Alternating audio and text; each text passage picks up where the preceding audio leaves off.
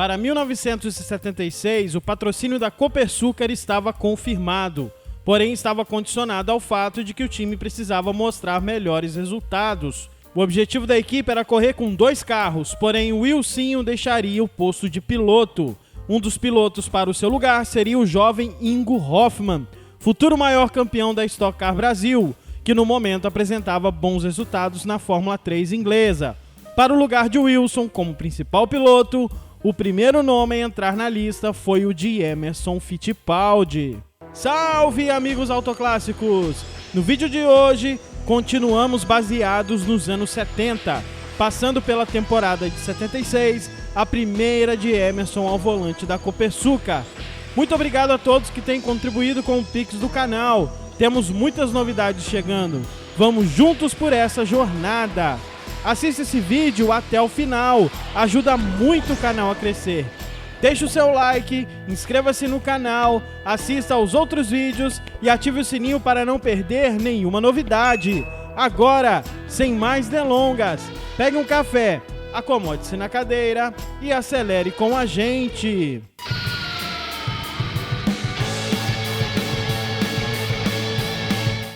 A vontade de Emerson correr com o carro brasileiro desde os primeiros testes não era nenhum segredo para ninguém, além do fato da pressão de Atala em ter um piloto de nome forte na equipe.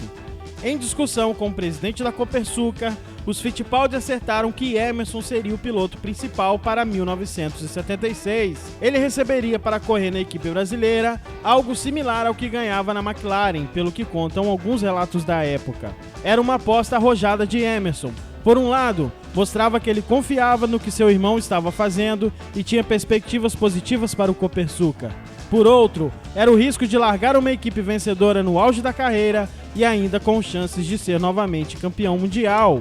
Ele já era bicampeão, podia passar para um próximo desafio, como de correr e vencer com uma equipe e um carro próprio. Foi uma surpresa para todos na Fórmula 1. Já que o bicampeão do mundo trocaria a grande McLaren por uma equipe recém-criada e que mostrou muitos problemas, cena que foi retratada no filme Rush. A expectativa para a dobradinha de Villa e Emerson era bem grande. A equipe partiu para um novo projeto com mais recursos a serem explorados. Ricardo de Villa utilizou a experiência acumulada ao longo de 75 para desenhar um chassi e carroceria novos, mais convencionais e similares aos concorrentes da época. O FD04 teve outras inovações, como das primeiras versões das saias laterais de vedação para o assoalho para ajudar na aerodinâmica, conceito que seria usado alguns anos depois nos carros projetados com efeito solo.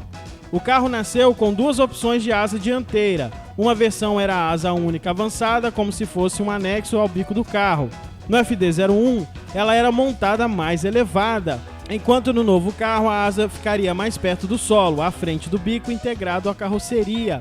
A segunda versão era com 2 metades montadas ao lado do bico, parecida com a da McLaren M23, ou mesmo no seu antecessor, o FD03.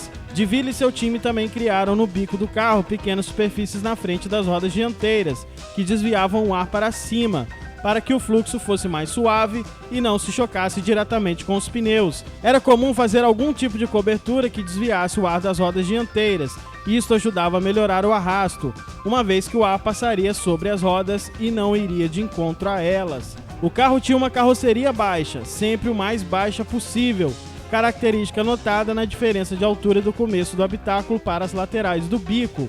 O chassi de alumínio foi redesenhado para melhor casar com a nova configuração de carroceria e suspensão, agora sem os amortecedores inboard, com espaço previsto para os radiadores laterais e a nova aerodinâmica. De Villa conseguiu tirar quase 30 kg de peso do carro comparado com os anteriores, um excelente número para a Fórmula 1. O aprendizado do primeiro ano mostrou que era importante ter um carro com opções de ajuste rápido. A suspensão foi montada com pequenos suportes desmontáveis, que rapidamente poderiam ser alterados para modificar a geometria e fazer um ajuste mais refinado do carro. Wilsinho Fittipaldi gerenciava a equipe. Agora contaria com seu irmão, já bicampeão mundial, para pilotar o Copersucar. O jovem Ingo Hoffmann, futuro multicampeão da Stock Car brasileira, teria um lugar na equipe para pilotar em 76. Ainda se falava muito pelos bastidores da categoria sobre a opção de Emerson ter deixado a McLaren para correr na equipe de seu irmão.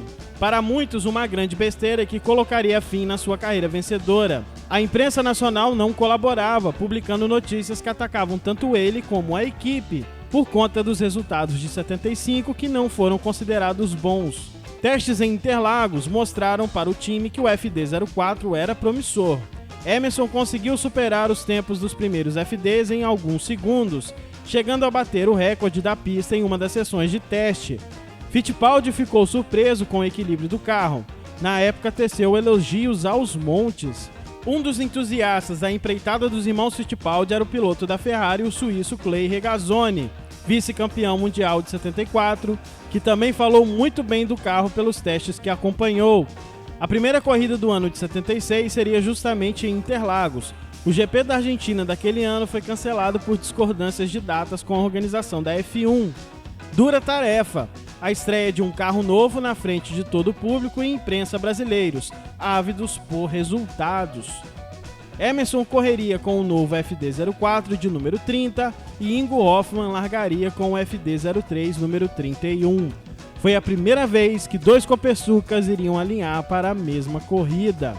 Os treinos livres só seriam melhores se Emerson tivesse feito o melhor tempo. O carro era muito bom, equilibrado e ficou com o terceiro melhor tempo, atrás apenas das Ferraris de Niki Lauda e Clay Regazzoni, a menos de 1 segundo do melhor tempo. Na classificação para a formação do grid de largada, Emerson não conseguiu melhorar o tempo dos treinos, mas ainda assim largaria em quinto lugar, a menos de 1 segundo do pole position James Hunt com o McLaren M23. Ingo largaria em 20º lugar com o FD03, com um tempo 7 segundos mais lento que Emerson.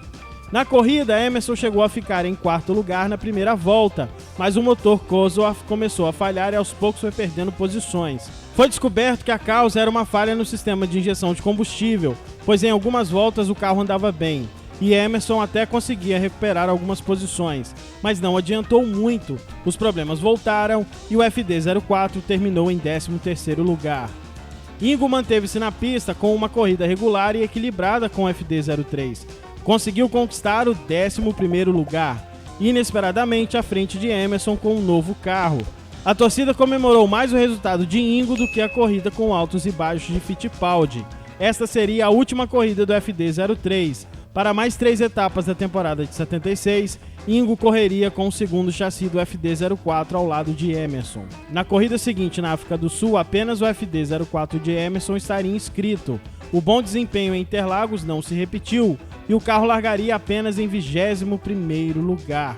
Mesmo com algumas ultrapassagens e um ritmo de corrida melhor que nos treinos, o carro não terminaria a corrida por problemas no motor. A corrida nos Estados Unidos teria novamente 2 carros da Copersucar no grid, agora 2 FD04. Novamente os tempos de classificação não eram bons e Emerson conseguiu apenas o 16º lugar. Ingo ficou a menos de 1 segundo do tempo de Fittipaldi, mas não foi o suficiente para conseguir se classificar para a corrida. Emerson largou bem, mas ainda no começo da corrida levou uma pancada e caiu para as últimas posições. Foi de pouco em pouco se recuperando, desviando dos acidentes e ultrapassando os competidores como pôde. Até que no fim da corrida, depois de uma bela disputa com Jean-Pierre Jarier, conseguiu o 6º lugar e assim marcou o primeiro ponto da história da Copersucar. Era mais uma vitória da equipe liderada por Ilcinho Fittipaldi e seus fiéis colaboradores, que finalmente viram um resultado concreto do carro, revertido em um simbólico ponto no campeonato da Fórmula 1. Para a corrida na Espanha, um novo regulamento técnico entra em vigor na Fórmula 1 e alterações significativas foram feitas no FD04. Sem mudar o nome do modelo, a nova carroceria teria um novo bico mais baixo com aerofólio lateral duplo. As grandes tomadas de ar para a alimentação do motor foram eliminadas pelo regulamento. Assim, os projetistas teriam que achar outras formas de captar ar fresco para o motor. O FD04 teve 2 pequenas entradas, uma de cada lado do Santo Antônio. Em algumas etapas, o FD04 correu sem essas captações, com o motor admitindo ar diretamente pelas cornetas dos coletores. A pista espanhola viu várias equipes testando novas variações de carroceria por conta do novo regulamento, e na Copersucar não foi diferente. De Villa já havia provisionado algumas versões diferentes tanto do aerofólio dianteiro como do traseiro.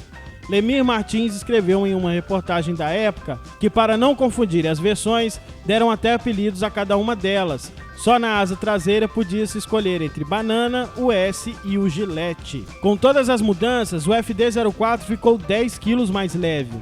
Outras equipes também reduziram o peso dos carros, mas para a Copersucar era um ótimo número, pois o carro já era mais pesado que a maioria dos rivais, especialmente os carros de ponta. Ingo sofreu com problemas desde o primeiro treino e não largou. Emerson conseguiu se qualificar nas últimas posições, mas na corrida não teve nada além de problemas. Abandonou nas primeiras voltas com defeito na transmissão. O restante da temporada foi recheado de muitas dificuldades. Ingo tentaria se classificar apenas para a prova da França, mas falhou e não largou. Emerson não conseguiu se qualificar para largar na Bélgica e não terminou as corridas da Suécia, França, Áustria, Holanda, Canadá e Japão. Os problemas variavam de panes no motor, na transmissão, na parte elétrica e acidentes de pista. Em Mônaco e na Inglaterra, Emerson conseguiu levar o FD04 novamente para o 6º lugar. No Principado, Fittipaldi se classificou bem para largar em 7º. Aproveitou os treinos para fazer mais testes com outras alterações criadas por De Villa para a carroceria.